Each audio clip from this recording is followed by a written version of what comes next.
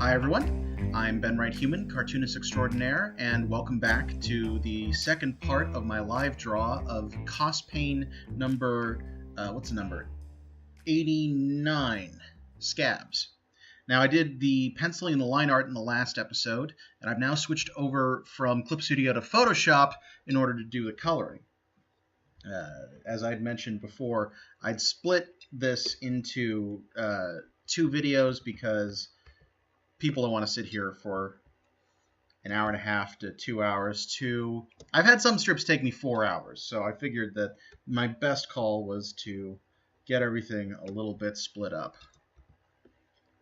But you know how it is. So one of the tricks that I like to use, like some people have pre-set up palettes. That didn't grab the color I wanted. What are you doing? Okay, that's weird. What are you?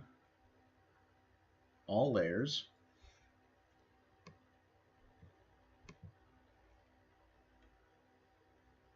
Why is it seeing this whole thing as white? Okay, something weird's going on. Very first thing I do, and you're not letting me. Oh, there's some kind of weird mask on. That's why. Oh, I'm in that weird. How do I get out of that? Well, this is a great start to the video, isn't it? It's still, yeah.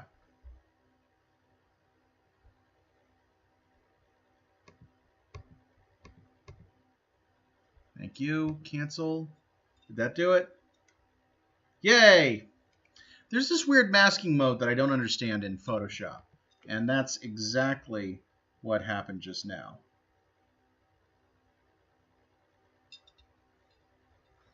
So, let us get back into it. But yeah, one of the tricks that I do as a shortcut, some people have a custom palette for all their characters that they can just go into and pull from.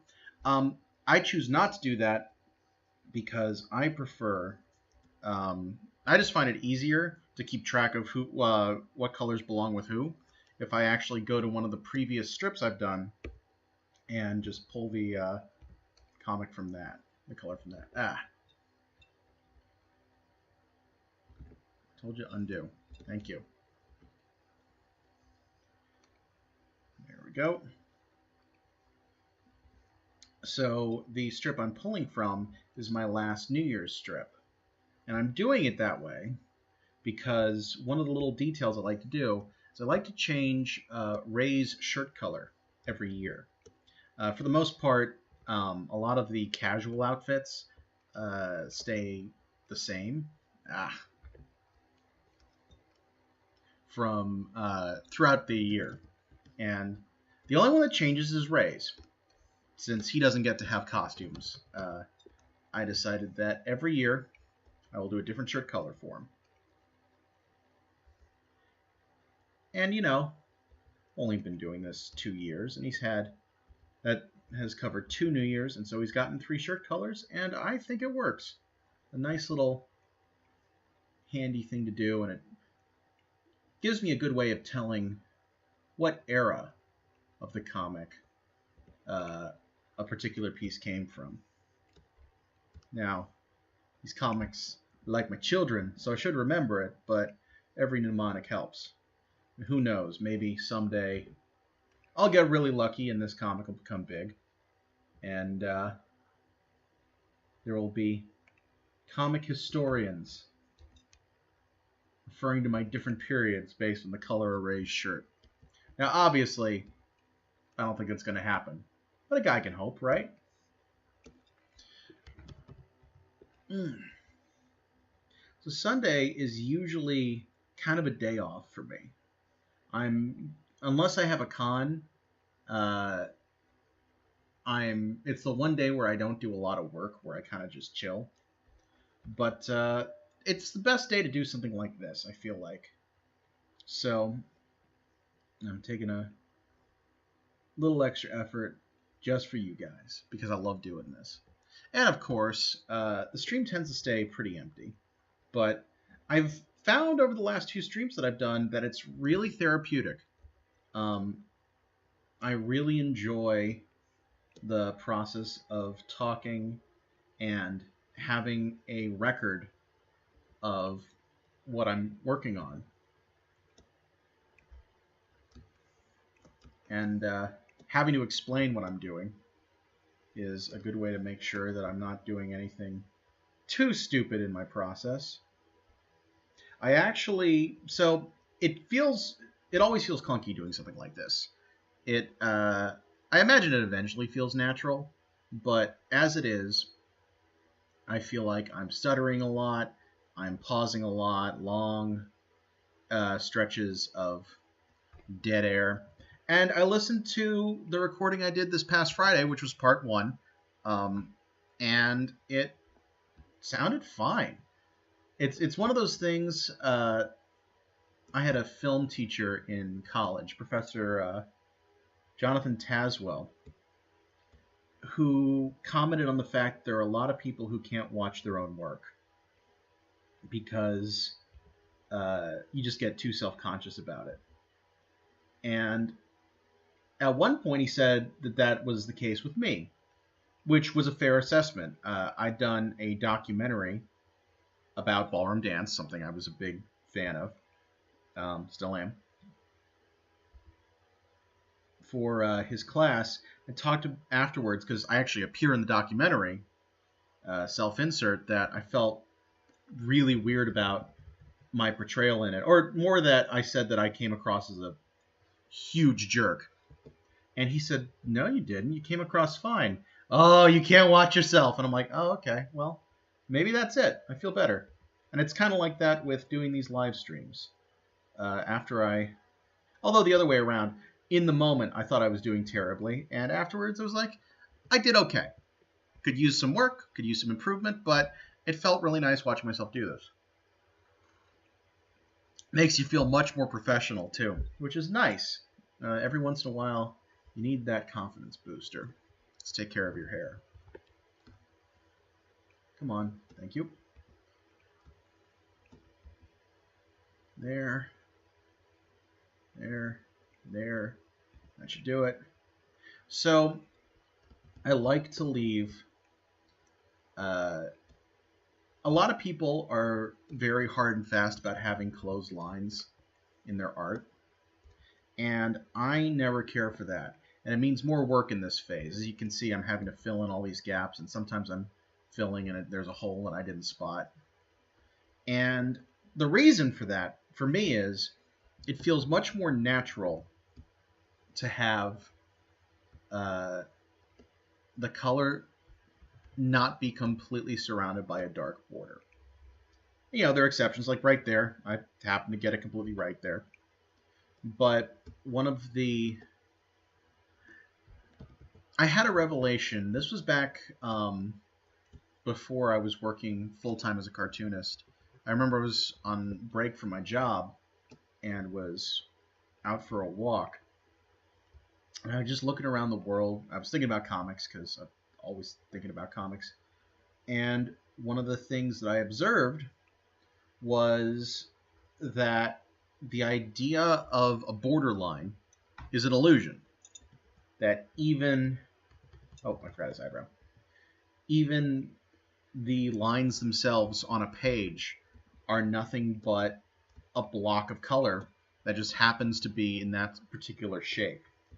And that, because I perceive much of the world in lines, because I'm an artist. I'm looking at my face right now. I'm figuring out the lines to draw the face, except there are no lines. There are no actual lines around my head. It's just a false illusion. And I feel like if you break out of it a little bit, you don't have to go crazy, but if you just do something simple like not having the line go all the way around when you're putting in the color, it really can make it feel more like the real world. Like right there, that little hole is going to make all the difference. You see the final product. And by all the difference, I mean nobody's going to notice but me. But I notice. And it's important to me. Whoop. Where's the hole? Ah, it's right at that shoulder. But yeah, a part of the reason I often avoid doing work on Sundays is I spend 4 hours on Sunday playing Dungeons and Dragons, and I do it almost every week. I have a great group that we switch up who's running what game and have a lot going on, but we generally try to meet every Sunday if possible. And obviously we don't do it every time, but I think we do better than average. Anyone who has done D&D will tell you that one of the hardest things is finding a group that can give up a set amount of time on a regular basis. There are people who have trouble running monthly games, and I'm lucky enough to be in a group that can generally do much more regularly than some other groups. It requires a lot of planning, but we manage it. I'm currently running a campaign that is probably going to go on a hiatus soon, so I can start another campaign. And I have a player character in 2 campaigns that are already going, and one that is getting ready to start. So we keep busy.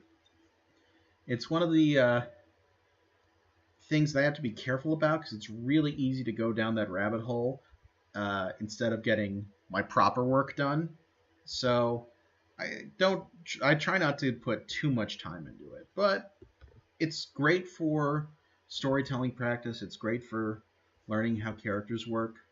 Honestly, it's one of the best storytelling exercises I've ever done, and has improved my ability to tell stories and write characters immensely. So if anyone out there has been thinking about trying D&D and hasn't, I recommend it. I had a good time. Even if you don't want to do D&D specifically, there are a lot of games similar to it that can give you the same kind of feel. Even if you don't want to do fantasy, there are alternatives to that. There's horror, there's sci-fi, there's a great one called Fiasco, where the whole idea is you spend 3 hours and you put together the plot of a Coen Brothers movie, is the best way to describe it. Because you're creating characters, figuring out their relationships, figuring out what they want, and figuring out what's wrong with them. And the end result is you get a story that is completely crazy based off of the relationships with these people, what they're trying to do, and why it doesn't work. And it's an absolutely fantastic game. The big thing I had to learn is, if you tell someone about a game like this, tell them it's a role-playing game, they don't always figure out that you're talking about acting, which is a part of it. And for some people, that's an absolute deal breaker. I've had friends get really mad at me. They're like, "You didn't tell me that this was an acting game." And I'm like, "I told you it was a role-playing game. What did you think you'd be doing? You're playing a role." But yeah, it's funny because Dungeons and Dragons was banned in my house for a very long time. I need to open another file. There it is. This is the file I use for most of my coloring. The reason I wasn't was the only recurring character that I have in this particular strip is Ray, and this is back in his blue shirt phase, so I wanted to make sure I had the right color for the purple. But I also need the color for his shoes, just for, I think the one picture has his shoes.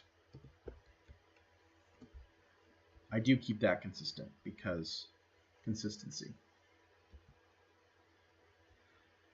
But yeah, my family was... So my mom read a book that some of you may be familiar with called Mazes and Monsters when I was a kid. And this book is now seen as a propaganda book. It's one of the big reasons there was a scare related to Dungeons and Dragons being satanic and stuff like that. It's all about a guy who plays a very Dungeons and Dragons-esque game called Mazes and Monsters, loses his grip on reality and goes crazy. And So for a long time, I have a very active imagination. My mom was worried that I would be I would end up in a similar situation, unable to distinguish fantasy and reality, and so it was banned in the house. And her read on the situation was incorrect, in my opinion. I do. One of the things that a lot of people. This is probably going to make some people upset if they ever hear this, but one of the things that I'm a strong proponent of is parents paying attention to what their kids are taking in. There was a similar thing with violent video games. I wasn't allowed to play stuff like Doom or fighting games when I was a kid. And the fact is, I kind of appreciate that because a big part of that was my parents were paying attention and involved with the media I was consuming. And they weren't protesting or claiming that developers were destroying our youth. They were saying this is not appropriate for my kid, and they were doing something about it. And I completely respect that. I didn't finish doing the bag, did I? I got distracted. But in some ways, I feel similarly about Dungeons and Dragons. My mom didn't understand it correctly, but she was. I don't fault her for being concerned about me. She's not that happy that I'm doing it now, but I'm an adult. She can't stop me. So we've kind of left it at that. I'll talk about what I'm doing occasionally because I want her to understand it. And she doesn't really, but she's supportive of me, so it is all good. That's a big part of a lot of this. It's a problem a lot of creators also run across. Your parents don't always have to understand what you're doing, but they can still be supportive. Like, I'm pretty sure my mom has read every single comic I've ever made, even the ones that she absolutely does not like because they're not her type of thing. And, she lets me know about that, but she supports me. She's one of my biggest Patreon supporters. She is my biggest Patreon supporter. Not one of them. So everything I just said is not true, and she is awesome. No, I'm kidding. She is awesome. I feel bad doing that now. Okay, backpedaling. My point is, my mom's great.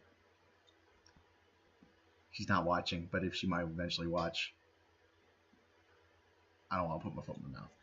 Anyway, but yeah, for a long time, I wasn't allowed to play. I started playing in college, and it really opened up a lot for me, especially after college. When I discovered shows like Critical Role, which really showed me what you can do with something like this. That's kind of a cliche.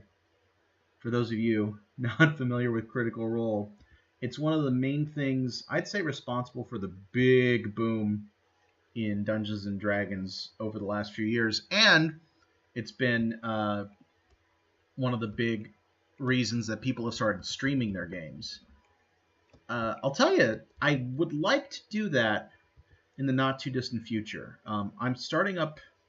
I've got a new campaign that's going to be starting before too long. I'd kind of like to put it online, either live streamed or recorded beforehand, which honestly I think is probably more likely because it'll give me a chance to do some editing and make it not quite as boring.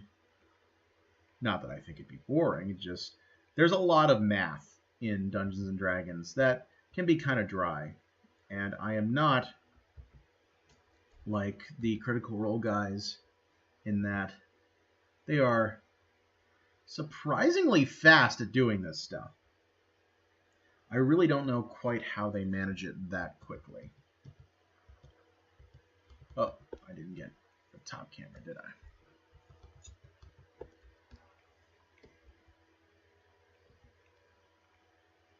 But yeah, that's part of my regular Sunday diversion, little break from comics. One of the things I'm thinking about doing is a comic to set up the world for the new setting I'm working on for D&D. Have I been calling it D&D this whole time? If you don't know, I mean Dungeons & Dragons. I can't remember if I said it, and just in case, now you've been educated. Let's see. All right. Okay, so he's completely colored. Let's move on to this guy. So I was kind of thinking of Maxi for this one. But, so Maxi is a character from Soul Calibur, which I've been playing a lot of. And in an earlier game, he had kind of platinum blonde hair as an alternate color. So I'm going to do that for this guy. I'm very careful about my color picks because I want them to be both legible in print and showing up correctly online. Ugh. Where's the hole? There's the hole. Nope. There's another hole somewhere. In fact, I'm going to do that line better. There it is. And there we go. All right, that's a wig, so I'm not doing his eyebrows. There we go. Yeah, I always have a good time doing these streams. I've thought about increasing their frequency to more than... I'm thinking around once a month right now, and I'd like to do more. My big fear is, if I'm doing it solo, what am I going to talk about? This is already the second time I've done it this week because I'm splitting it up, and there is definitely a concern. I have another maybe 40 minutes to fill, and it's going to be difficult to keep it up. I hope it doesn't take me 40 minutes. Coloring typically takes me longer than doing all the other stuff, and this one kind of surprised me. I expected this one to take me 30 to 45 minutes to do the line work for, and it ended up taking a full hour. So there is a chance that this is going to be a longer video. What other color should I use? Let me take a look at this one. What can I work from? Let's see, he's already wearing... I think this deep blue is actually probably going to be pretty good.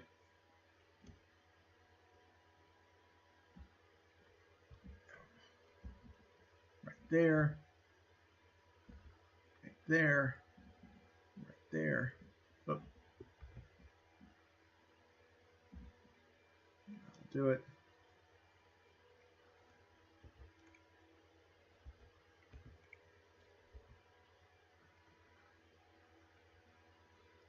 Bit by bit, getting the whole thing finished up. Whoop! Nope. There's a hole somewhere. Nope, still a hole. Oh, I see ya. So let's do that. Perfect. Man, the color's going to look crazy on the feed. I'm already seeing it, where if it fills and takes up the whole screen, now you know what I'm dealing with. Do I want to make the...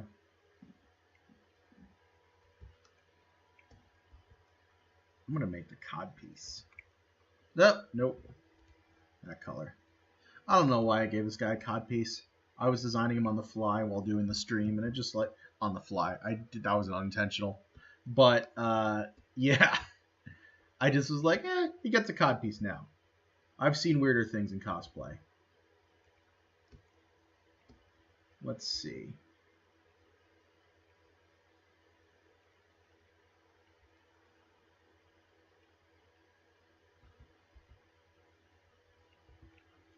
Nope. Where is the hole? There's a hole right up there. That was it. Cool. Yeah, I know people who are very fastidious about having clean line work that closes with all the points. And I am, as stated before, I'm not that guy. Admittedly, it would make my life a little bit easier. But you know what? I take that back, because it would require me to be much more fastidious at a different process. And I can be fastidious here a lot faster, and I think it looks more to my taste. Nope. Where are you? Come on.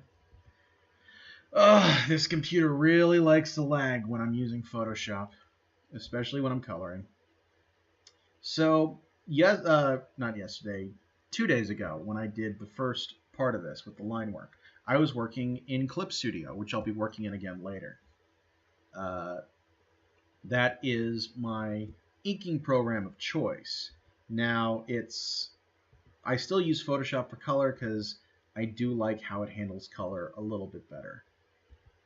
And that might just be getting used to settings and things like that. But if it weren't for that and InDesign, I'd be very tempted to get rid of the Adobe Suite because I like Clip Studio that much. And it is, in my opinion, the best drawing program on computers right now. Whoop! I also know people who swear by working on iPads now. I've actually been very surprised. Are you undoing? I told you to undo. Thank you. Ah! Do what I'm telling you to do. There we go. Technically, it's always doing what I tell it to do, but it doesn't always feel that way. Where's the hole? Oh, I see it. But why don't you zoom in? Because then I have to zoom out. And I'm lazy. All right, that's taken care of. Let's go with... I very rarely use... I don't use white for a lot of stuff. All right, I'm not going to keep stealing. I'm just going to go like this. Perfect.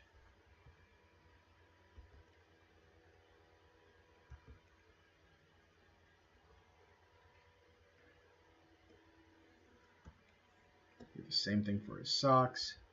White typically comes up for dress shirts and eyes, and that's about it. And I don't do white till the end because it's actually tricky to fill in, unless you've got a lot more color in there. Has a tendency to leak out. I'm going to go for, let's see. Nope, right. It's a bit of a weird... No, that actually should be pretty good once it's not filling in the entire map. Nope. All right, well, it does mean that one's filled in.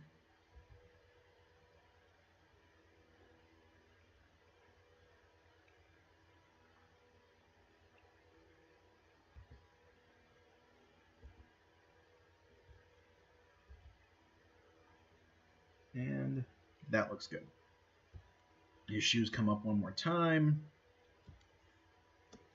Oh, so do his socks. So now I'll go back over and get that gray back. Oh, nope.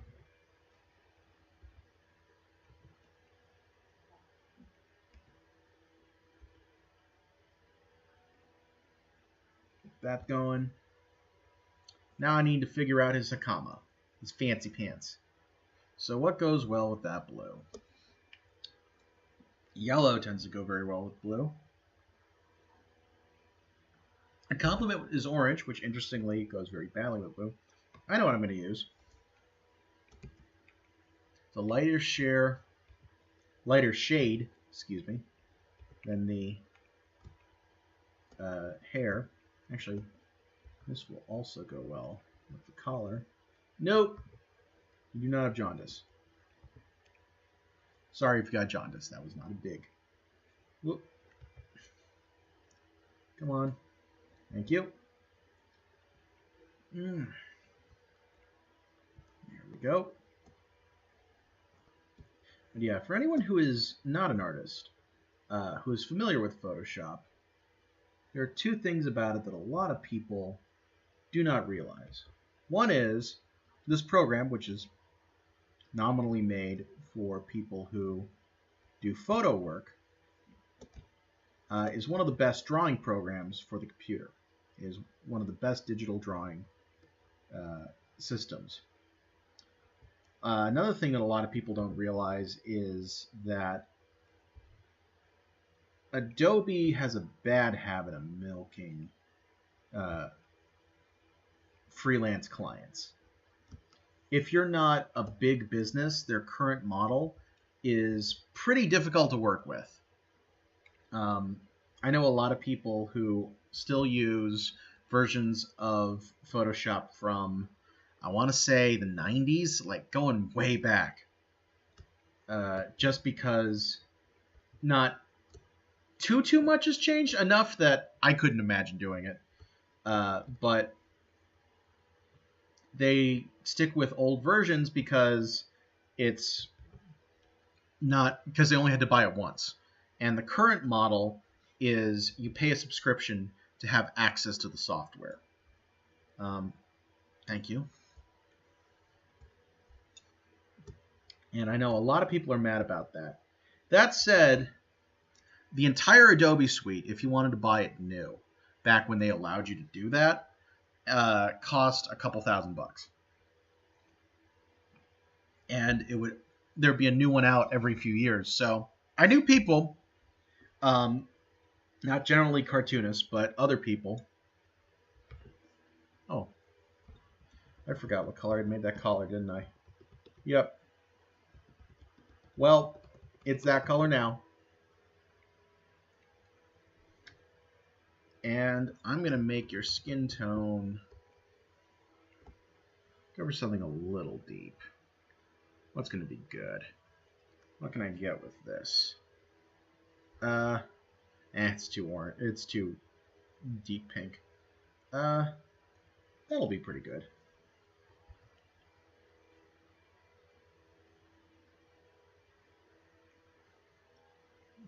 Raccoon him and fill. Nope. And fill. And fill. And fill. One of the nice things, the farther in you get, is you're much less likely to accidentally fill a ton because you've got so many spots covered. There. Coloring for me is honestly one of the most tedious parts. Penciling requires a lot of thinking and can sometimes be frustrating. Inking takes very little brain power at all. I kind of turn off my mind for a lot of it. Just because you're really going to be mostly just tracing at that point. That's a lot of what inking involves. Now there's a lot of artistry to it. It's really, really good tracing. It's a little like saying a professional chef cooks. But it's much more instinctive than heavy thinking, unless you're doing something really complicated. With coloring, it's similar, except it still feels kind of monotonous. You're basically just doing a paint by numbers kit. And that can get a little old.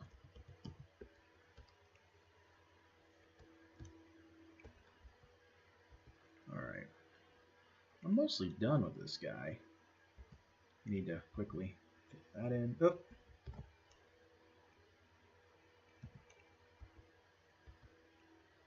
And that, and fix that.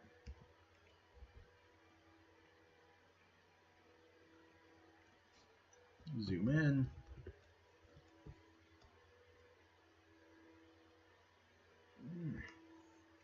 So the previous stream, I was able to talk about the joke because I was working over a thumbnail that had everything laid out, and so people knew what was going on. What's happening here is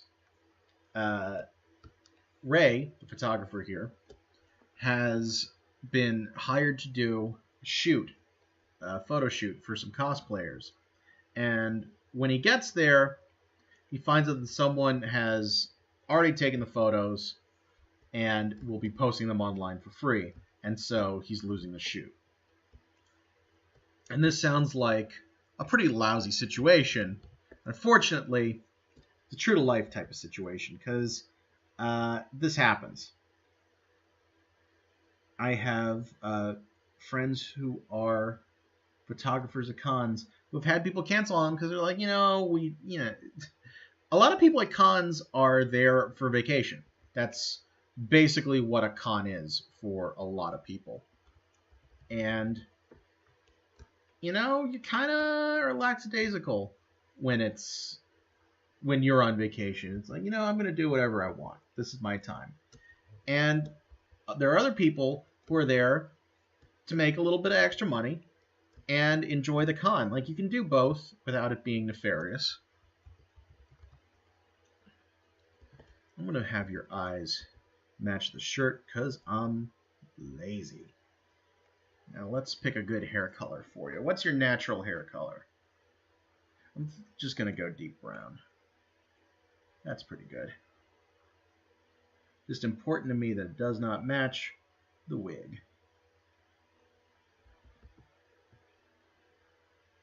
I could go red, actually, which would be very obviously not matching the hair. But I think going brown does it plenty. People might think he's got a bleach job, but it is all good. They can think whatever they want. If they pay this close attention to what I'm doing, I can't be mad because it means they must really like it. Like, that's paying closer attention than I do a lot of the times. Sometimes I just get lazy and just fake it. There we go. All right, coloring on the next major character is done. Yeah, I'm thinking this is going to take about an hour, because I still need to do one more big guy. Let's figure out his skin tone, just to start with. That's different, right? Nope, it's the exact same color. It's sometimes hard to tell. Let's see, I can do better. Make him a little bit more pink. Or pink. Wait, what was that? Nope, that was gray. That's why it looked like that. Nope.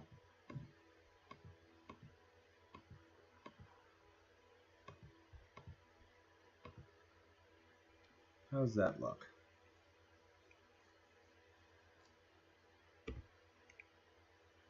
Yeah, no, it's going to be way too pink. Let's go. Well, that'll be perfect.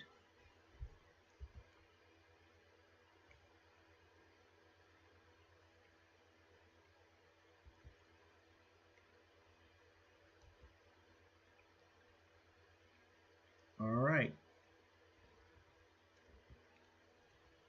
But yeah, the photography hustle at cons tires me out like crazy.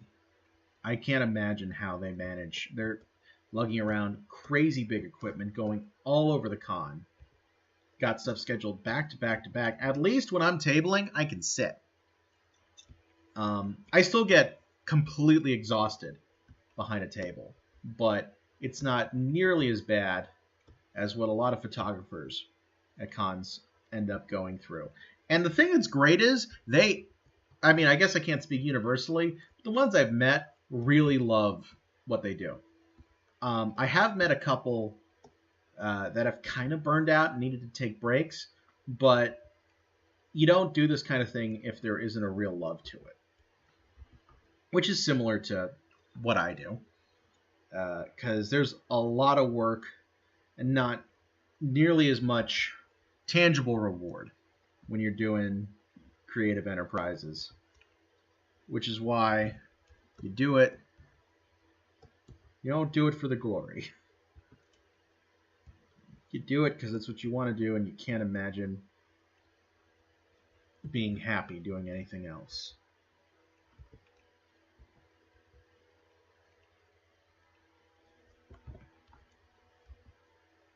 go.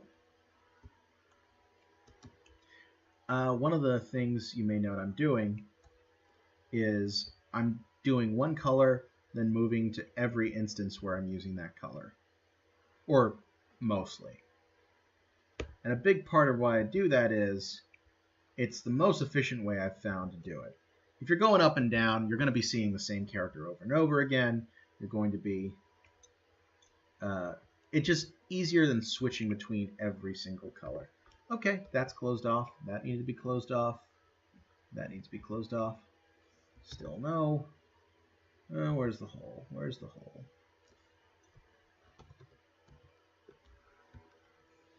I would love, if anyone from Adobe is checking this out, first off, I would love a free subscription to Creative Cloud. That'd be fantastic. So I'm not spending $600 a year on this software. But a feature that would be great in here would be a tool that tells you somehow where the hole is when you're filling stuff in.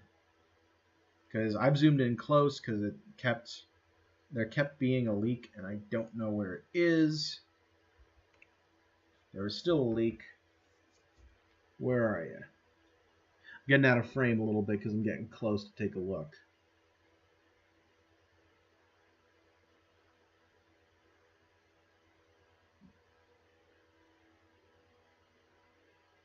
That's annoying. It looks like a complete untarnished circle. I'm gonna fill that. Okay, so that neck is fine. You're not fine. Oh, I think I see it. Is that it? Yeah, see, sometimes it's something tiny like that. You just gotta persevere till you get it. Whew. Man, right now, I might be stopping by a small convention this upcoming weekend in Columbus. It's the Indie Comics Indie Comics Fair at the Ace of Cups. I honestly don't remember if I applied for a table. It's very simple, very small con. I did it last year. It's out of a bar, which is cool. I'd never done that before, and it made me realize I want a lot more cons to be at bars. You get a lot of people. You end up with a lot of people coming by that normally wouldn't and interacting with you. I had some great interactions at that con. I'm going to make his phone the same color as...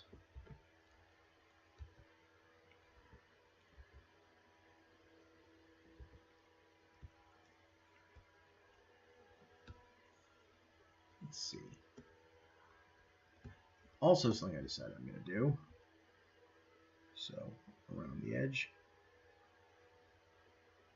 This is a little trick I do sometimes. Alright, I'm going to fill that hole now. I'm only going to fill it with 50%. And now I'm going to switch to my brush tool. Just do a very light version of this guy.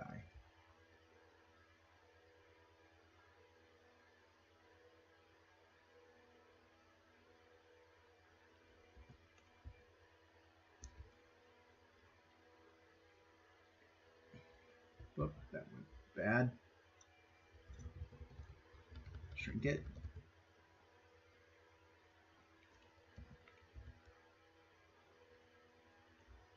And when zoomed out, that is all I'm going to need. When I do the full background, it'll make sense. Now, let's get your hair. I'm going to give you kind of sandy hair.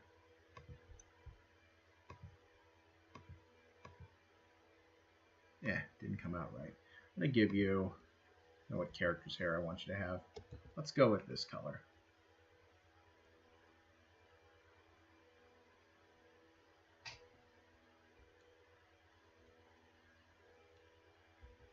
I'm not sure if you guys can tell that it's sometimes lagging, but it is. Whoa!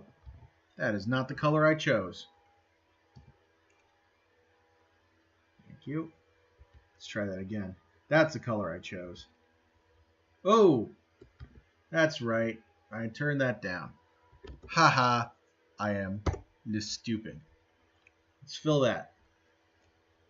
And the eyebrows.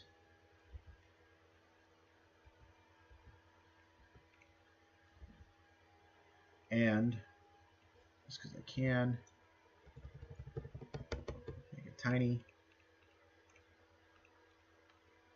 A little bit of acne. My nose is itching. Well, if I scratch it, it looks bad on the stream, which is why my nose is itching. But nope, stop. Thank you. Yeah, one of the big problems I'm having with Photoshop right now, it lags. And I'm not entirely sure why. I've done a few things that have made it better. I think, honestly, it might be my computer because it is getting up there and it's about ready for a replacement. I actually, because haven't been paying too much attention to the world of computers, I posted recently about on Reddit on a forum asking what people recommended, and one person suggested, when I described the problems I've been having with my computer, spending a couple $100 to improve the computer I have, get another year out of it, and go with that. I'm considering it, but I'm honestly disinclined for a couple reasons. One is I'm not the most tech savvy. I'm pretty good, but that might be a little bit above my pay grade, and I can't risk not having a computer because I do so much of my work on the computer. Just use that to do his band. Whoa!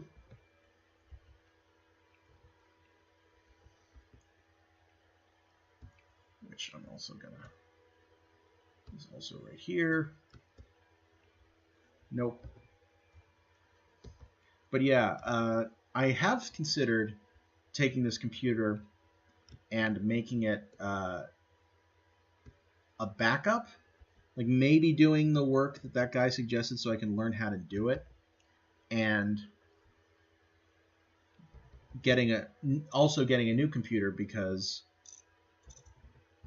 I need to know that what I have works. Plus, I've had this computer about 4 years, which is on the short side. I like my computers to last a little bit longer, but it's not an obscenely short amount of time. There we go. It's going to be the badge. Like, absolute home run would be a computer lasting... Well, home run would be a computer never dying, but I'd be receptive to a computer lasting 6 to 7 years. Like, that's what I'd really like. And that might be a little bit ambitious, but it'd be really convenient to me. I was talking to my dad about this the other day because I was considering going much bigger with this computer, just getting very powerful hardware, because I was seeing stuff that had 4 terabyte hard drives and like 64 gigs of RAM and things like that. And what he said was, get what you need now. A computer is an expendable commodity. It's not just a priceless resource. And it's an interesting way to think of it. I'm going to go with green for this guy's shirt. Feels like a guy who wears a green shirt. Green I have to be especially careful with because there's a lot of difficulty reproducing green in certain spectrums. Notably CMYK, which is what printing's done it. So it's important that I'm careful when I select these colors. But yeah, I don't know that I necessarily agree with that 100%, but there is a good point to not going too big too fast when it's not what you actually need and something. Maybe it's better to spend half as much money now and get another computer in 3 years instead of spending twice as much getting one in 5 years. Basically how I understand it. Let's see. I'm going to use khakis, and one of these guys has khakis.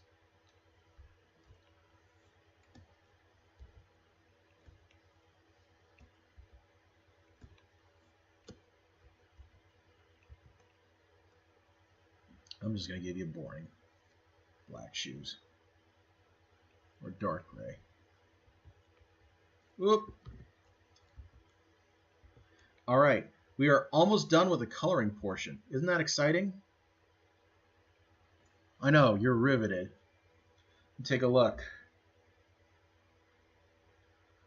All right. I'm going to need to do white, and before I can do white, I have to do the backgrounds.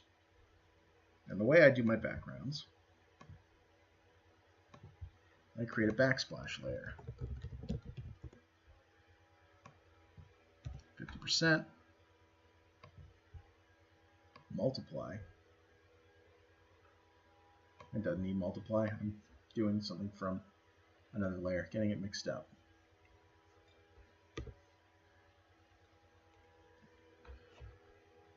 All right, why don't we start with that green I got earlier.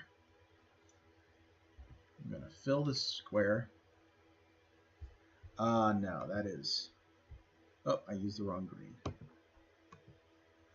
See if that's any better. Yeah, that's a good one for that. I'm thinking yellow for this. Let's go with... It always takes me a minute to find a yellow that meets the requirements. Usually it's kind of a muddy yellow I end up having to use. Like that, I think will do it. Right here.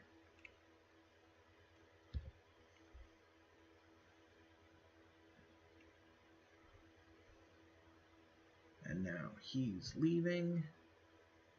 Let's go with purple. Lighter purple. That'll go gray if I click that. Perfect. And we'll go blue for the last one.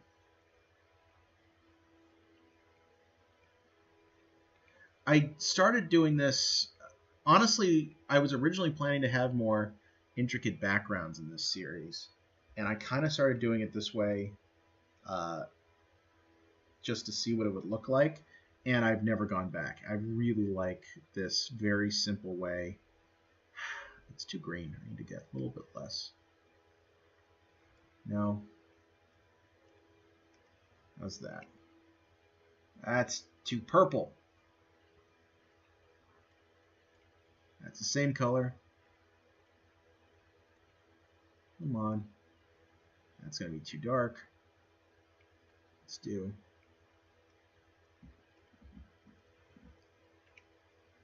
There we go. That's what I'm looking for. But just doing these splashes of color, I really like. I'm actually going to make them a little bit more pastel. Yep, that's good. Now that I've done that, it's actually much easier. Whoop, that's not what I wanted to do. I said go to the eyedropper. Thank you. It's much easier to do all the white. So that'll fill properly. That will. That will. Also easier to spot the white because it just looks so wrong. By the way, for anyone curious why I did the thing with the phone camera before, now it's slightly lighter than everything else and has kind of the look of a screen. As much as need be for something that's going to be that tiny. So eyes, glasses, card. Is that everything? Yep.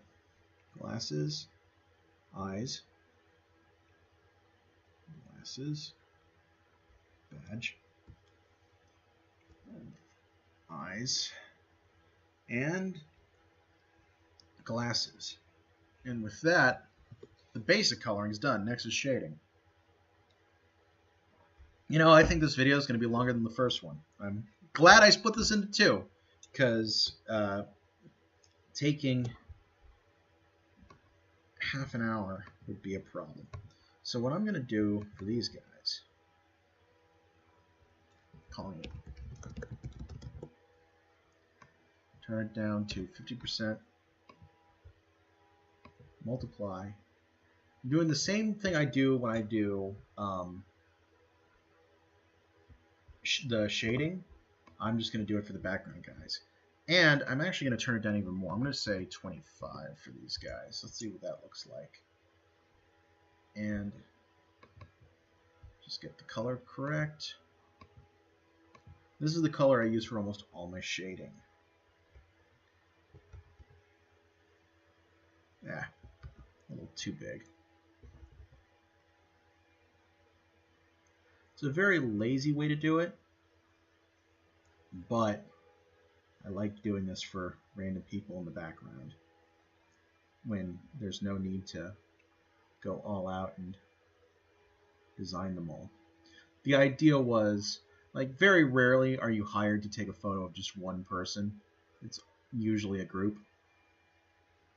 But you only need to have them interacting with one, so that'll do for everybody else.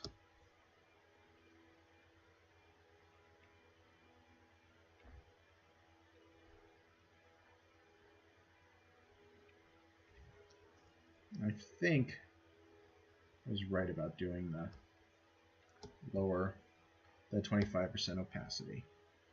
Let's do there, there, there,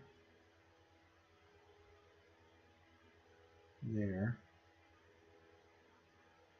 I'm actually going to color in the two in front a little bit more, and one more run.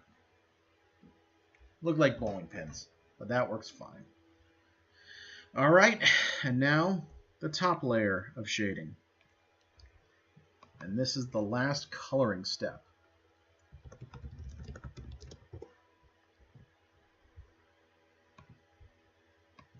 Multiply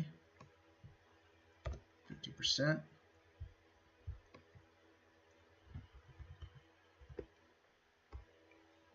And make you significantly smaller. So from here, for anyone who is interested, I estimate 10 to 15 minutes left. Actually, closer to 15, because there's something I am going to need to do that unfortunately is going to take a while. In fact, I'm going to go ahead and get it started now. One of the annoying things about Clip Studio is it takes a while to open up a big project like CosPain. So I'm actually going to get it started now. It's going to be working in the background while I'm doing this. Hopefully it doesn't lag the system too much. But once it's done, I should be able to do everything I need to. Now it is lagging it quite a bit. As you saw, a bunch of lines just appeared after I've drawn them a little while ago, which is not great. I'm going to actually erase some of this so I can clean it up. Let's do that and that. Whole thing right there. There we go.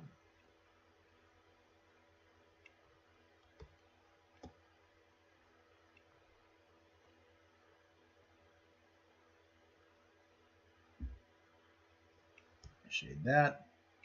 I think that's all we need to shade him. Come on. Thank you. And okay, it is working on opening. Good to know. Let's get back to this. Fill in a little bit there. Yeah, it's definitely lagging, but I had to do this because otherwise it's going to add another, probably another 5 to 10 minutes of me doing absolutely nothing but waiting. So let's get that. And I did not have it open before the stream because I didn't want it to slow Photoshop down. As I was already complaining about lag, it gets a lot worse if both programs are open. And I already have a program that is streaming all this live to the internet. So there's a lot of stuff draining resources on this computer right now. So I didn't want to have to deal with this lag till the very end.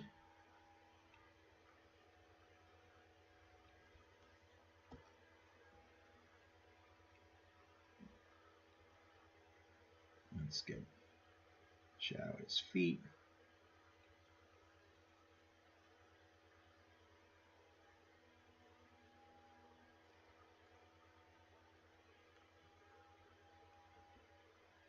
Give him some.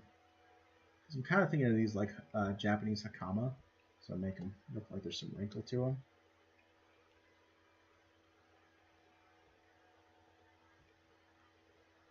Of course, the shape of the codpiece. I put a codpiece on them. Gotta appreciate the shape. All right, that'll work.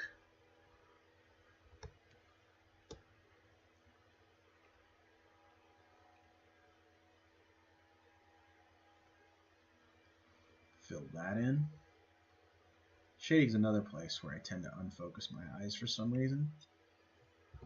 Make the brush bigger because I'm working with a bigger space. And let's see, shade the back of the hair, underside of this hair.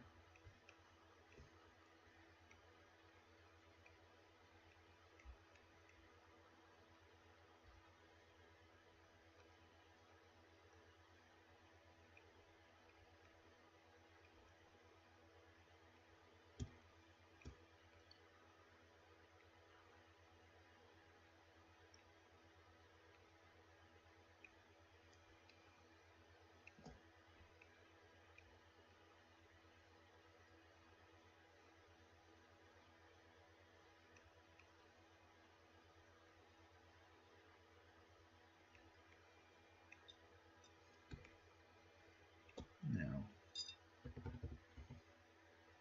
background. Well, you can tell I've run low on things to talk about, but thankfully, you're about to see a finished comic within the next few minutes. All I need to do is import this part into Clip Studio, create the text and text balloons, and sign it. At which point, done. Whoa, that was not supposed to happen. Look away from the screen for just a second. Are you going to do the exact same thing that just happened? Wake up. Thank you. All right, big brush. The system drives me crazy when it lags. Maybe you've noticed. There we go.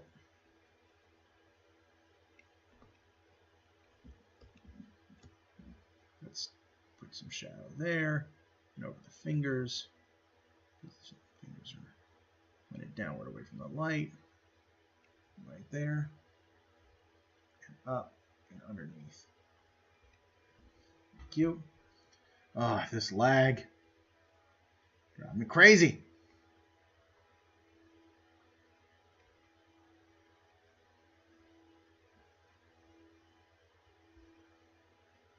Shadow over.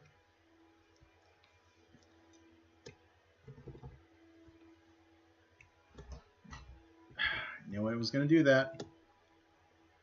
Yeah, if this is one of the things that's been bothering me lately about Adobe, is they've become a lot laggier with some of the more recent updates. To be fair, when I was having some real problems, I did a tweet about it, not even directly to them, but I did happen to tag them when I was talking about it, just asking if others were having the same problem. And Adobe actually got back to me with suggestions on how to fix it that did help. So whoever runs their social media, good job. They pay attention to this kind of stuff and were quick to help me.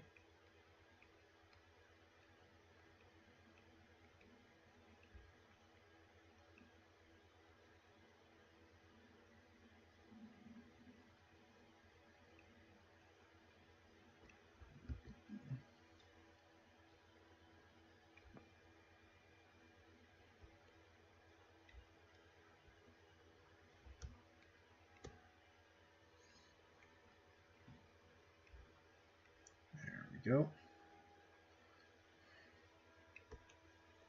Some more of the cool wrinkles for the comma. Oh, that one didn't look good. There we go.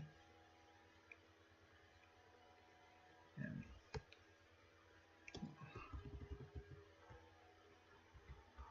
looks pretty good. And now, last panel. Yay!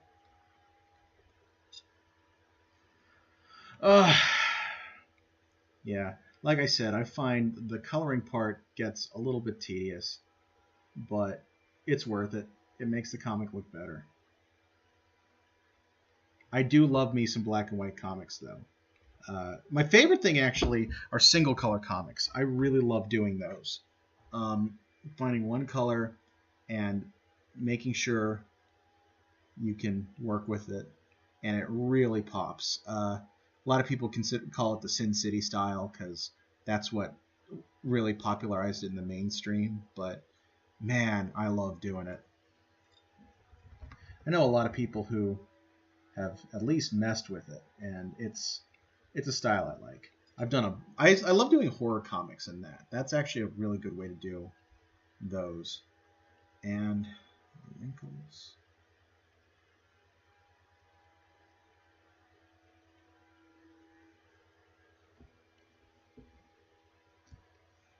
And time to do. Come on. Thank you.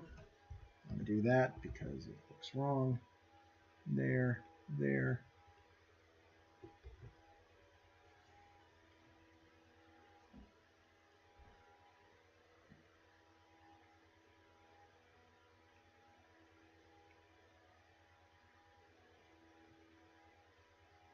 All right, it's really lagging. Let's see what happens.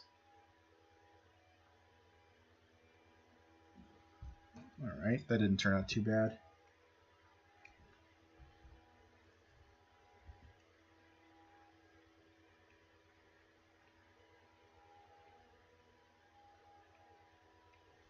Let's do the hand, underarm. There we go.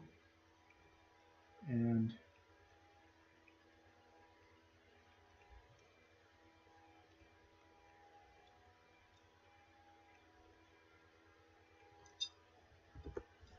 all right.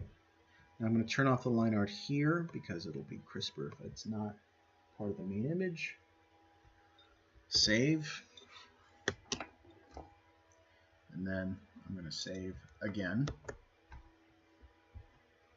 as a TIFF, because a flattened TIFF works a little bit better in Clip Studio than... Actually, I don't even know if you can bring in a PSD. It's been a while. PSD being the standard format for Photoshop.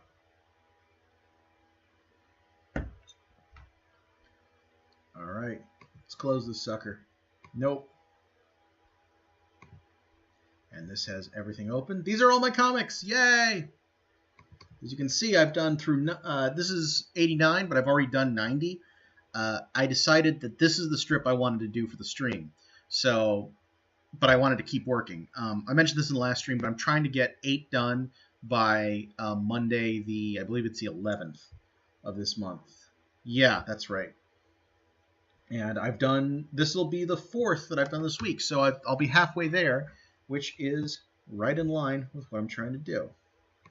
But it also means I've been working like crazy. Import image. One of the, a lot of people recommend you keep your color files and your line art files separate. And a big reason for that is you can make line art files a lot crisper while being significantly smaller. So, and the color doesn't necessarily need to be as sharp. So if you keep your line art separate, when you layer it for print, you can actually do a couple things sneaky. Now, one thing I'll show you. You see it with the line, like it looks very similar to before. You'll see the lines are darker because I had the opacity turned down a little bit while I was doing the coloring. I do that so I know if I'm drawing underneath the line because that can be an issue. But what I also have here is the original thumbnail, which is much rougher. You can see bits of it there, and it has all the text on there, so it tells me exactly where everything is supposed to go. All right. Hey, you guys ready?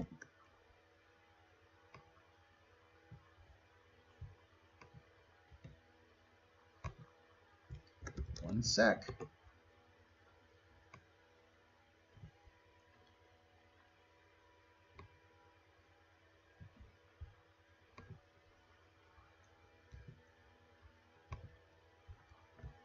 Here's my cost card. The photos will be posted online for free tonight. I know posted online for free is probably not necessary, but it kind of goes with the joke because this guy's been hired to do a photo shoot and now he's getting short end of the stick. Thanks.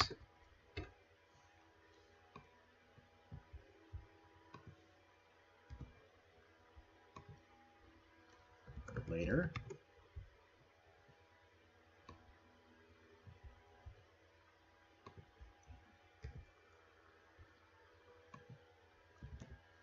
So, about that shoot we were hiring you for.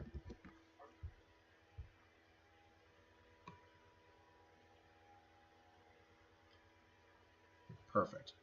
Now I can turn off the ugly thumbnail. Go away. And start drawing beautiful speech balloons.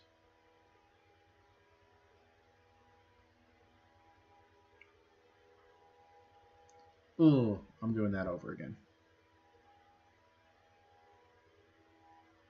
Really should be doing this the other way because I'm left-handed, but too late. Incorrect bits of it. Let's do that to make, ooh, it's not a tumor. There we go. And the tail, I can make that look better. I can make that look better. I am very persnickety about my speech bubbles.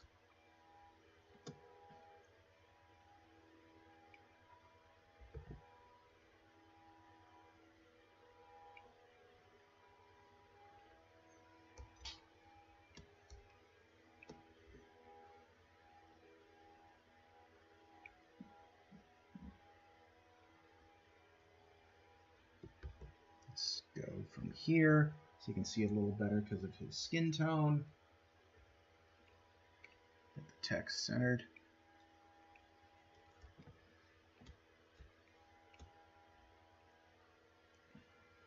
Ugh.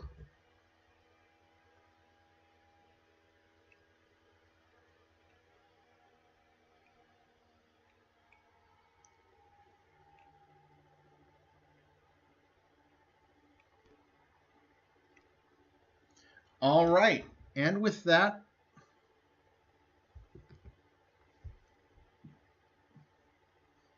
quick look over.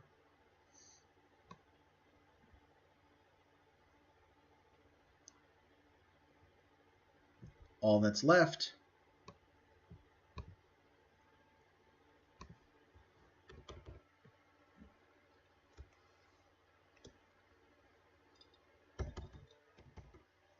is to sign my work.